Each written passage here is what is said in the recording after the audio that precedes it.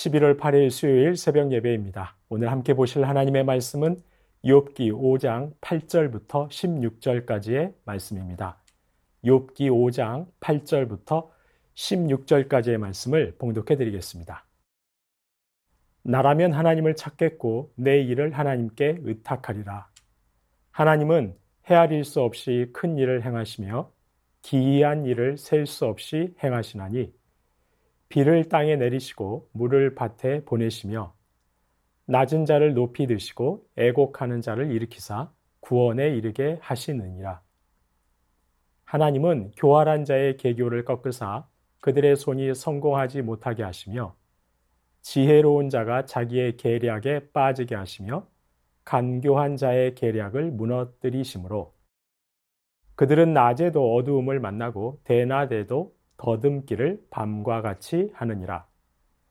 하나님은 가난한 자를 강한 자의 칼과 그 입에서 또한 그들의 손에서 구출하여 주시나니 그러므로 가난한 자가 희망이 있고 악행이 스스로 입을 다무느니라. 아멘. 채찍이 맞은 상처는 세월이 가면 아물게 마련입니다. 하지만 혀로 맞은 상처는 영혼에 지속적인 영향을 미치는 법입니다. 그만큼 말은 강력한 위력을 가지고 있습니다. 따라서 부득이 말을 해야 한다면 심사숙고하는 것이 마땅하고 지혜롭다 하겠습니다.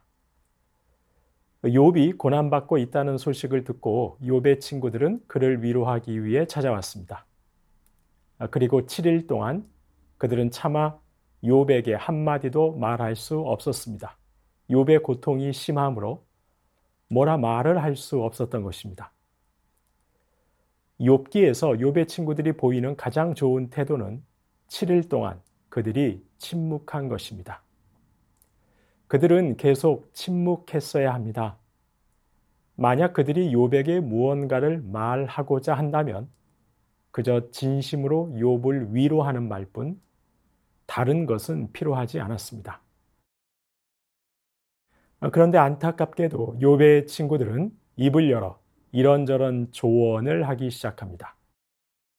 그리고 그들의 말은 마치 상처에 소금을 뿌리듯 욥의 마음을 더 아프게 할 뿐이었습니다.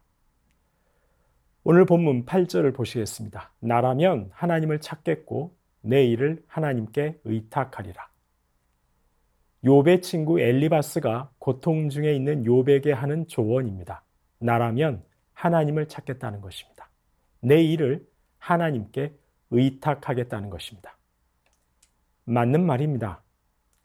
하지만 엘리바스의 이 조언에는 그럼 욥은 하나님을 찾지 않았다는 말인가? 욥이 하나님을 의탁하지 않았다는 말인가? 욥이 하나님을 찾지도 않고 의탁하지도 않아서 이런 고통과 시련이 찾아왔단 말인가? 욥으로 하여금 이런 생각을 갖게 합니다. 욥을 정죄하는 꼴이 되고 마는 것입니다. 아마 엘리바스는 선한 의도로 말했을 수도 있습니다. 하지만 선한 의도가 항상 선한 결과를 맺는 것은 아닙니다. 저희가 욥기 1장에서 보았듯이 욥만큼 선한 이가 어디 있습니까? 그는 하나님께서 인정한 선한 자요, 의로운 자입니다. 그러나 그의 선함과 의로움이 지금 그의 삶에 선하고 의로운 결과로 나타나지 않습니다. 선한 의도가 항상 선한 결과를 맺는 것은 아닙니다. 선한 것을 심으면 선한 것이 나와야 한다는 전통적인 생각을 여지없이 깨는 것이 바로 욥기인 것입니다. 이어지는 12절과 13절에서 엘리바스는 하나님은 교활한 자의 계교를 꺾으사 그들의 손이 성공하지 못하게 하시는 분이라고 말합니다. 지혜로운 자가 자기의 계략에 빠지게 하시며 간교한 자의 계략을 무너뜨리시는 분이 바로 하나님이라고 말합니다. 이 말은 곧 욥이 바로 그런 교활하고 간교한 자인 것처럼 들립니다. 하나님께서는 사람이 아무리 지혜롭고 간교하고 교활하더라도 그들의 계략을 다 꺾으시는 헤아릴 수 없이 큰 분이시다. 그래서 하나님을 찾아야 한다. 욥 자네가 아무리 지혜롭고 뛰어나다 하더라도 자네의 지혜는 하나님에 이를 수 없다. 그러니 하나님을 찾아라. 나라면 하나님을 찾겠다. 이런 말을 하고 있는 것입니다. 바로 욥이 자신의 지혜만 믿고 하나님을 찾지 않아 이런 고난을 겪고 있는 것처럼 말하는 것입니다. 그리고 15절과 16절에서는 하나님께서는 자기의 악행을 반성하면서 스스로 입을 다물고 조용히 하고 하나님께 용서를 구하는 가난한 자는 구원하시는 분이라고 합니다. 그러니 이제라도 욥 자네는 다른 말 하지 말고 하나님께 회개하라고, 가난한 마음으로 하나님께 나아가라고 권하고 있는 것입니다.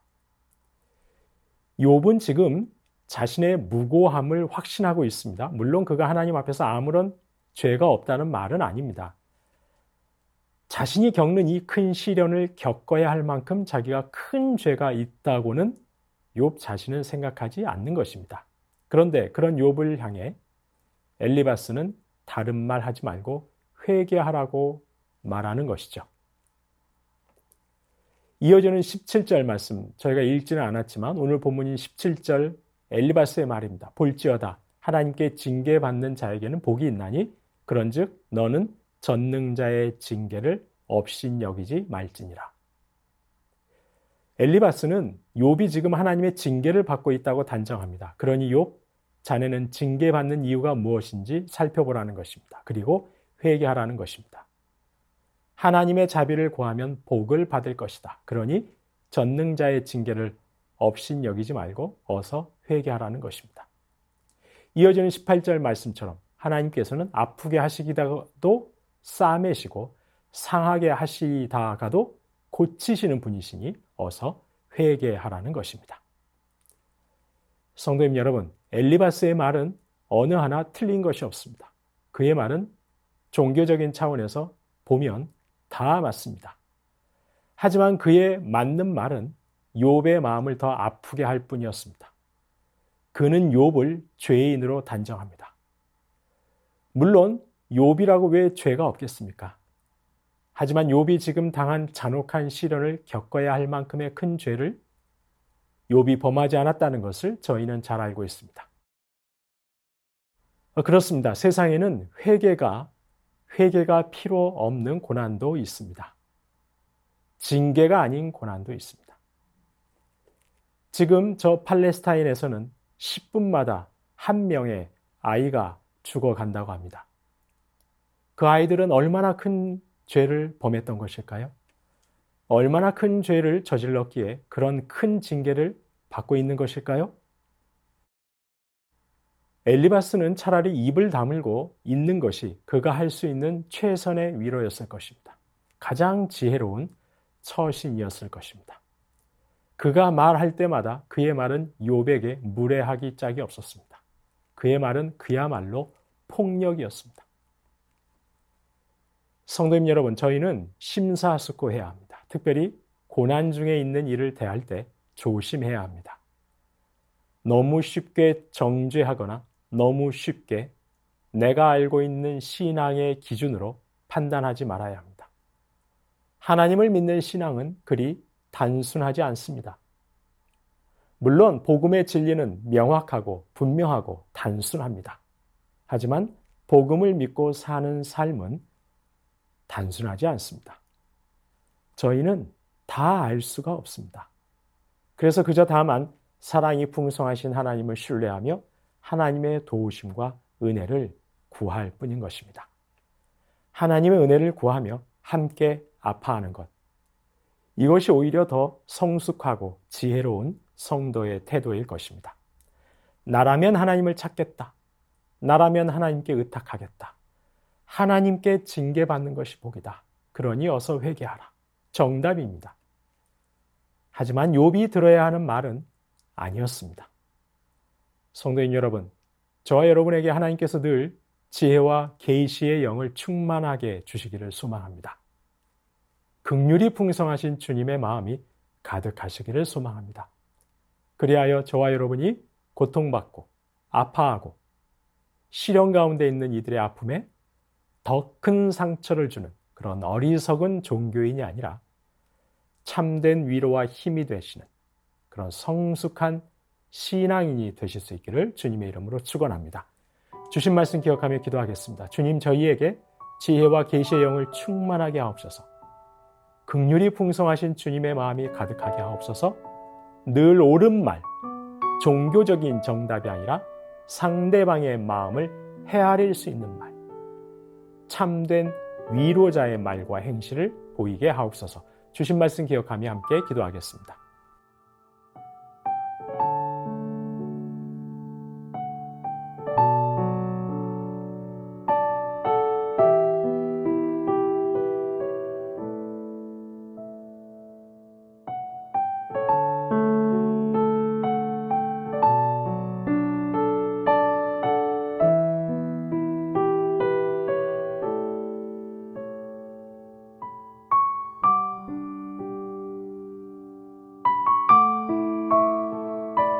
나라와 열방을 위해서 기도하겠습니다. 주님께서 세우신 교회를 도구 삼아 아픔과 분쟁이 있는 열방 곳곳에 치유와 평화의 씨앗을 심게 하옵소서. 가난하고 소외되고 불평등의 구조 속에 신음하는 이들과 청년들이 소망을 품을 수 있는 이 나라가 되게 하옵소서. 국민의 사회의식이 복음 안에서 새롭게 되는 역사가 있게 하옵소서. 나라와 열방을 위해서 기도하겠습니다.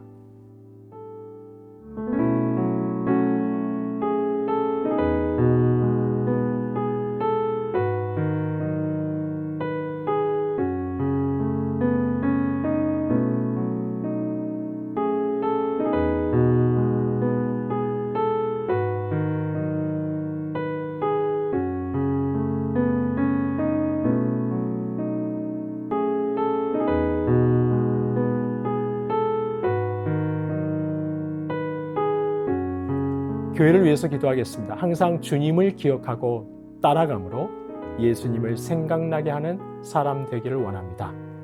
교구 순장님들과 교사 순장님들에게 성령 충만으로 함께 하옵소서. 수능을 앞둔 수험생들을 지혜와 강건함으로 인도하옵소서. 믿지 않는 가족들을 속히 구원하옵소서. 학습 입교 세례를 받는 분들에게 참된 신앙의 고백이 넘치게 하옵소서. 교회를 위해서 함께 기도하시겠습니다.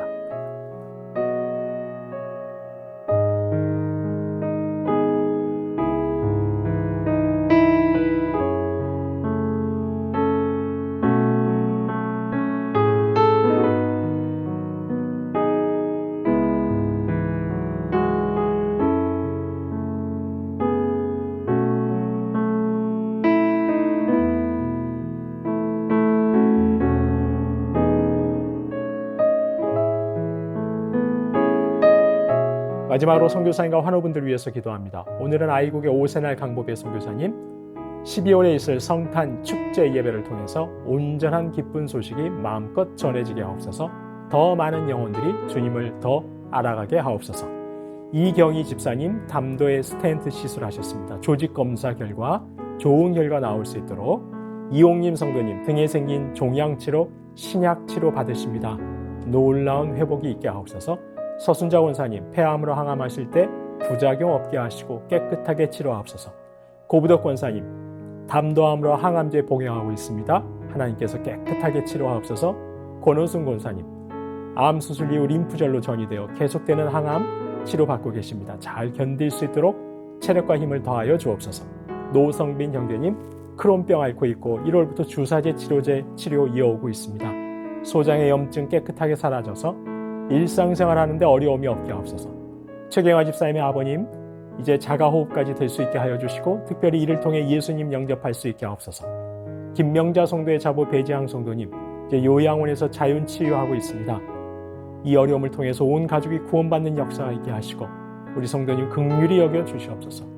이외에도 조한숙 권사님, 차영미 권사님, 윤금덕 권사님, 김진옥 집사님의 어머님 이덕님 권사님, 이기범 집사님, 강동엽 어린이 이민남 권사님, 신혜남 권사님, 이춘실 집사님, 김인혜 집사님, 최혁기 성도님, 이길태 집사님, 김찬준 집사님, 정승금 권사님, 김봉남 권사님, 김광순 권사님, 박문천 집사님, 최혜랑 집사님의 아버님 이외에도 수술하시고 회복 중에 계신 분들 크고 작은 질병으로 힘들어 하시는 분들, 모든 환우분들 하나님께서 깨끗하게 치료해 주시도록, 특별히 요즘에 독감 환우들이 많으신데 하나님께서 온전한 회복으로 함께 해 주시도록, 마지막으로 선교사님과 환우분들 위해서 함께 기도하시겠습니다.